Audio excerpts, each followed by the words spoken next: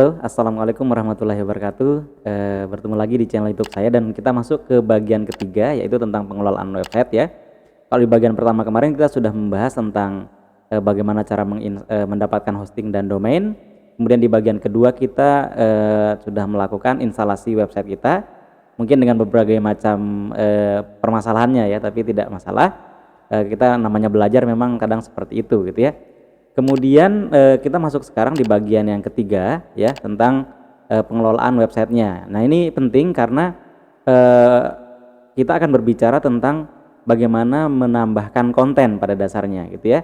Nah mungkin teman-teman sudah mengalami berbagai macam masalah ya, dan saya juga mengalami yang ditanyakan oleh teman-teman di grup ya, atau ada yang langsung menjapri gitu ya.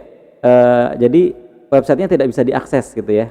Saya juga sama seperti itu. Ini sudah saya tunggu beberapa saat, sudah beberapa hari malahan, ini masih tidak bisa. Nah, begitu dicek ke bagian kontrol panelnya, itu muncul warning seperti ini ya. Muncul warning seperti ini, yaitu tulisannya adalah maintenance is underway on your server ya. Jadi ada maintenance di dalam servernya, sehingga website ini tidak bisa diakses. Nah, jadi awalnya saya coba merencanakan kita menggunakan server lain atau menggunakan layanan yang lain, tetapi sama aja. Nah, tetapi karena di Infinity Free itu memperbolehkan kita membuat setidaknya 3 account ya, 3 account. Nah, di sini saya coba untuk membuat satu account yang baru, tapi tidak menggunakan subdomain dari APZ ya. Saya menggunakan subdomain dari .gridsite.net ya. Jadi alamatnya ini ya. Dan ini proses persetujuannya cukup cepat ya, nggak nyampe 5 menit, mungkin nggak sampai gitu ya, cukup cepat ya. Sehingga saya putuskan untuk, kalau misalnya teman-teman mengalami masalah yang sama seperti saya, di mana websitenya tidak bisa terakses seperti ini, kemudian di kontrol panelnya itu juga ada warning seperti ini ya, warning seperti ini, itu silakan bisa menggunakan metode yang saya gunakan mungkin ya, bisa membuat akun baru ya dengan mengklik create account di sini. Dan prosesnya sama seperti waktu kita melakukan untuk mendapatkan hosting dan domain kemarin gitu ya. Nah ini saya coba mulai ulang dari awal, yaitu untuk instalasi WordPress-nya ya. Saya menggunakan Softa Solution di sini. Nah ternyata juga kenapa jadi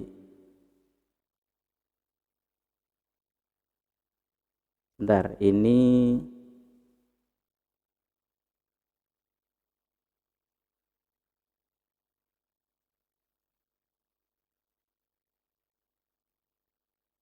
Oh ya, ternyata saya salah buka ya. Yang ini harusnya tidak lewat sini. Coba saya ke bagian yang ini.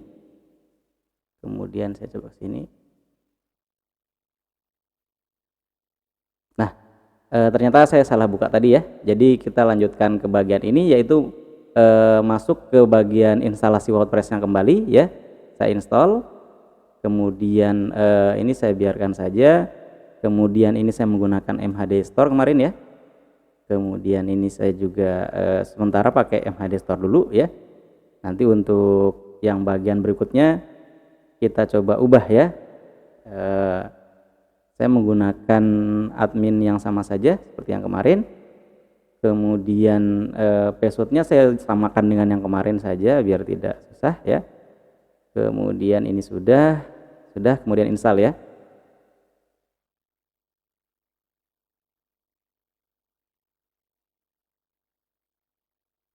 Kita tunggu sampai selesai ya, biasanya tidak lama. Nah ini sudah selesai ya, dengan tampilan awal seperti ini ya, yang kemarin sama ya. Kemudian sekarang tampilannya nanti kurang lebih akan seperti ini. Nah sudah sampai di sini ya. Nah sampai di bagian ini kita sudah mendapatkan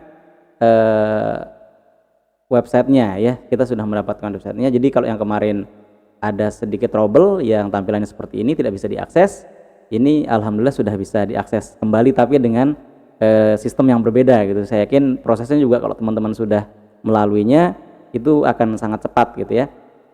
Oke, kita lanjutkan ya. Jadi kemarin saya sudah sedikit menyinggung ada beberapa bagian ya di sini. Jadi ketika kita ingin mengelola website kita akan melewati atau menggunakan dua tampilan setidaknya. Ya, yang pertama adalah di sini namanya back end ya, kemudian di sini namanya front end ya. Jadi untuk bagian dashboard dan sebagainya ini adalah back end kita.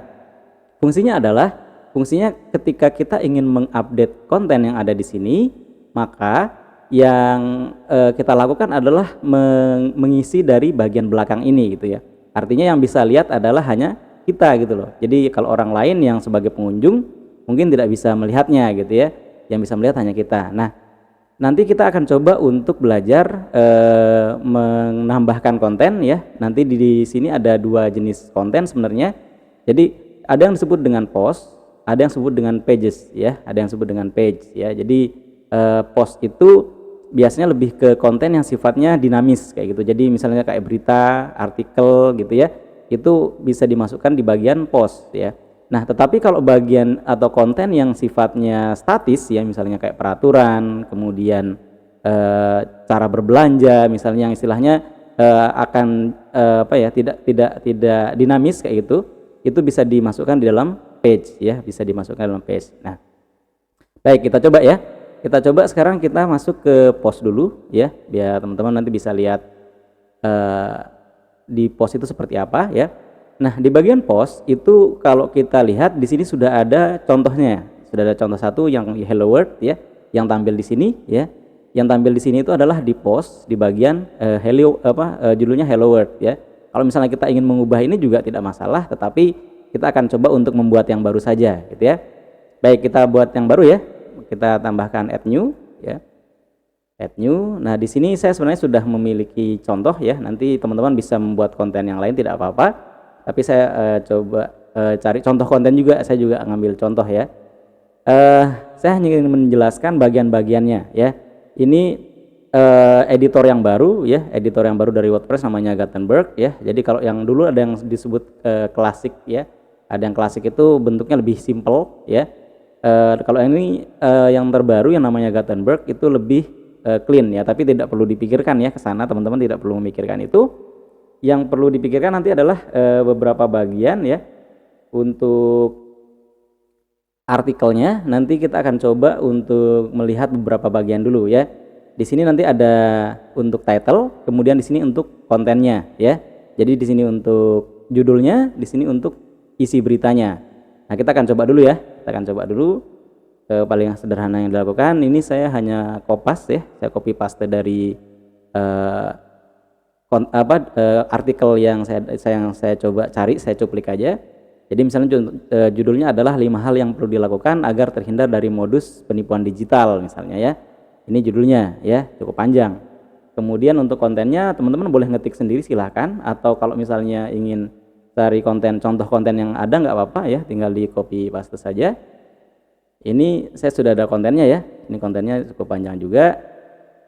Kemudian kalau sudah misalnya ya, ini secara prinsip ya, untuk kontennya dua ini sudah bisa diposting gitu ya. Saya coba untuk saya coba untuk ini kenapa schedule, kita posting ya.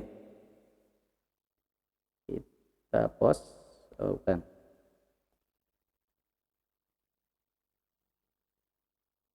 Ini sebentar. View post. Oke, tadi harusnya posting ya, harusnya publish yang tadi. Ini coba saya lihat dulu di bagian depan ada tidak? Oh, ada ya. Jadi tadi harusnya kalau mungkin teman-teman menemukan tombolnya mungkin sedikit berbeda ya. Kalau yang tadi kan tulisannya schedule ya. Kalau biasanya harusnya publish ya. Tapi tidak apa-apa. Yang penting pokoknya kontennya bisa terposting ya. Ini saya balik aja biar lebih mudah. Nah, ini adalah ada dua konten sekarang ya. Kalau kita lihat, kalau misalnya teman-teman ingin kembali ke bagian konten yang tadi, tinggal klik yang icon W ini, ya akan kembali ke post. Nah, di sini kalau tadi kita ada satu postingan, sekarang sudah ada dua ya, ada satu artikel yang ada, kemudian ini hello world yang sudah diberikan sebagai contoh tadi. Nah, kalau kita lihat di sini ya, kalau misalnya kita klik, ini juga akan masuk ke bagian yang selanjutnya ya.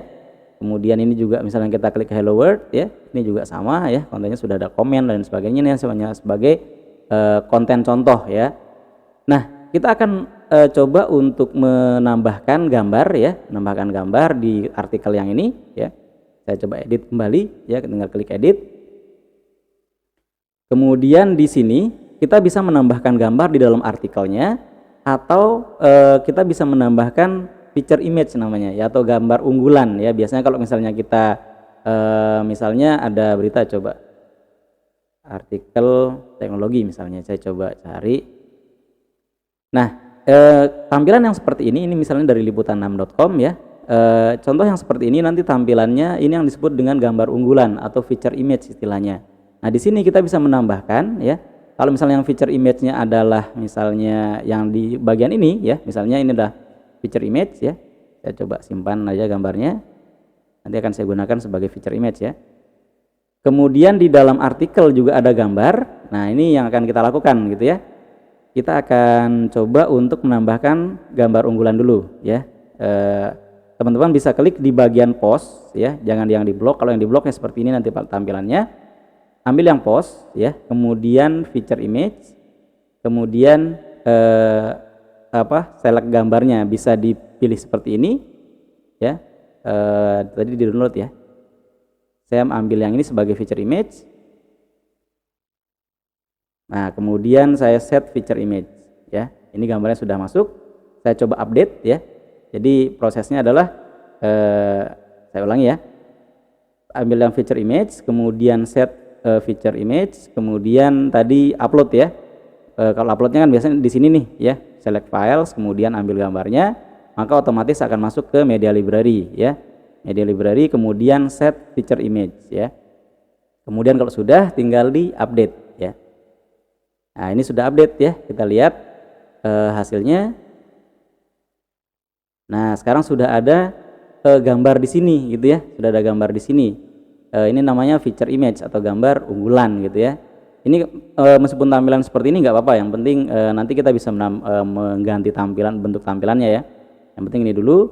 Nah, begitu kita klik kontennya, nah ini gambarnya ada tetap di bagian atas sebagai gambar unggulan.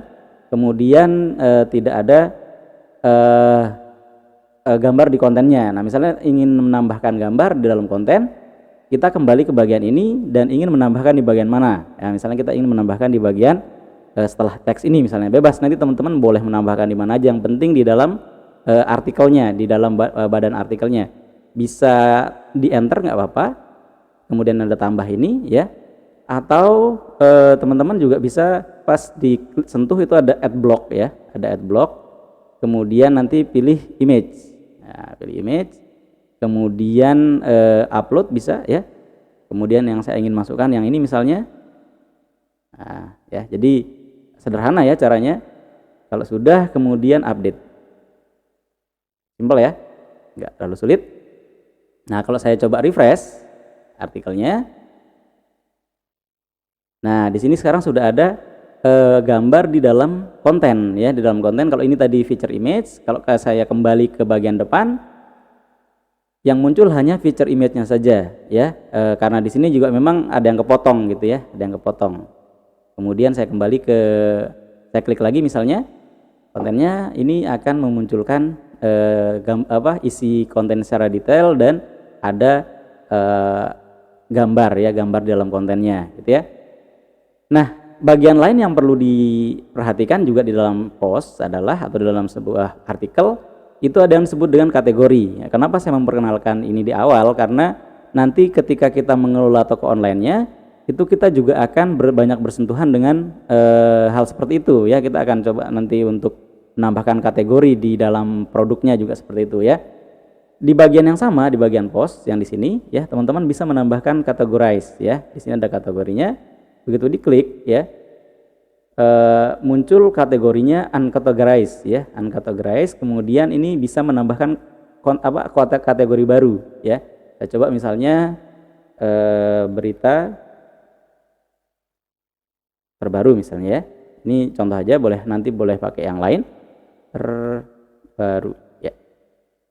Kemudian saya add new kategori ya, yang uncategorized-nya saya uncheck aja biar dia masuk di kategori berita terbaru ya. Nanti tampilnya kategori itu biasanya di bagian sini ya, di bagian sini kelihatan ya, dipublish tanggal berapa, di kategori apa ya. Nah nanti ini kita coba hasilnya seperti apa. Saya update dulu, kemudian kita coba refresh di sini. Nah sekarang kalau tadi uncategorized, kemudian sekarang kategorinya sebagai berita terbaru. Nah jadi kalau misalnya kita klik kategori berita terbaru, ya nanti yang akan masuk kategori adalah semua kategori berita terbarunya, gitu ya, konsepnya seperti itu. Nah ini juga perlu nanti ditambahkan di tempat teman-teman ya. Kita kembali ke sini ya, secara prinsip sudah memenuhi sih, maksudnya kita tadi sudah mengatur ada judulnya ya, kemudian kontennya, kemudian gambar. Di sini ada 2 gambar ya, ada feature image, kemudian ada gambar di dalam konten, dan ada kategori ya. Jadi beberapa bagian itu yang mungkin untuk saat ini itu yang bisa kita lakukan dulu ya. Kita kembali ke bagian post. Nah ini adalah kita baru ada 2 post, yang ini adalah contoh dari WordPress-nya, kemudian ini yang sudah kita lakukan tadi gitu ya. Di kategorinya apa, ini juga udah muncul di sini biasanya ya. Nah di bagian ke bagian yang lain lagi, ada bagian yang disebut dengan page ya. Tadi kalau saya sedikit singgung bahwa post itu adalah konten yang sifatnya dinamis ya, konten yang sifatnya dinamis. Tapi kalau yang page ya, itu biasanya yang sifatnya statis kayak gitu ya, misalnya peraturan, kemudian apa ya, sifatnya, pokoknya sifatnya tidak dinamis, tidak berubah-berubah lah ya. Ini kalau misalnya kita tambahkan page ya, kita all new page, ini udah ada contoh page-nya ya, ada sampel page. Kalau kita lihat hasilnya sebenarnya sama ya, biasanya sama seperti seperti post sebenarnya ya, sama seperti post, tapi tidak apa-apa, kita coba tambahkan. Makanya di sini kalau yang contohnya itu adalah privacy policy dan lain sebagainya. Kita coba add new, sama ya, gambarnya juga sama biasanya ya, tampilannya juga sama. Saya akan coba tambahkan yang ini, namanya pedoman media cyber ya, pedoman media cyber. Kemudian kontennya saya copy aja ya, cukup banyak, saya paste. Nah ya, kalau di dalam page itu tidak ada kategori ya, kalau di dalam page tidak ada kategori, tapi bisa menambahkan feature image ya. Cuman saya tadi belum menyiapkan feature image, tapi ya boleh teman-teman tambahkan, misalnya bebas aja. Saya coba pakai ini aja sebagai feature image, ini sebagai contoh aja ya. Kemudian ternyata sekarang mungkin istilahnya schedule ya. Kalau dulu namanya publish memang ya. Ini saya klik schedule aja. Schedule ternyata juga tampil juga gitu ya. Kita coba lihat tampilannya untuk page-nya.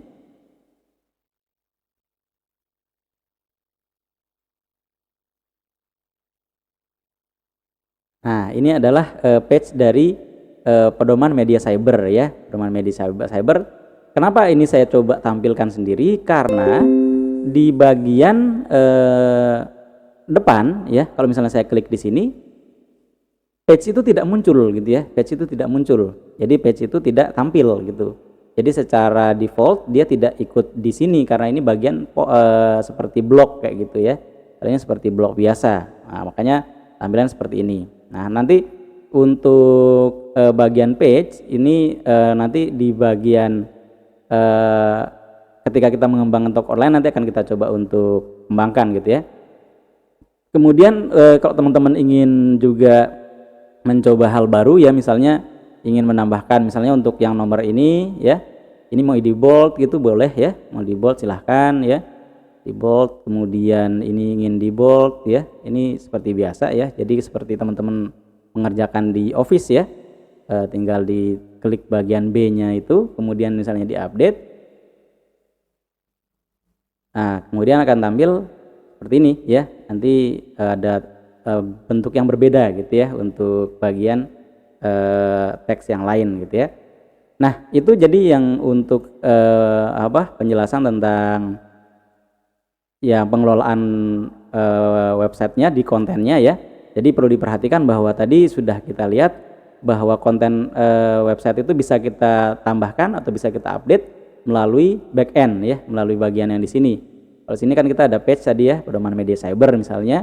Kemudian di post juga kita sudah memiliki 2 post ya, ada 5 hal yang perlu dilakukan agar terhindar dari manipulasi digital dan sebagainya. Kemudian ada hello world gitu ya.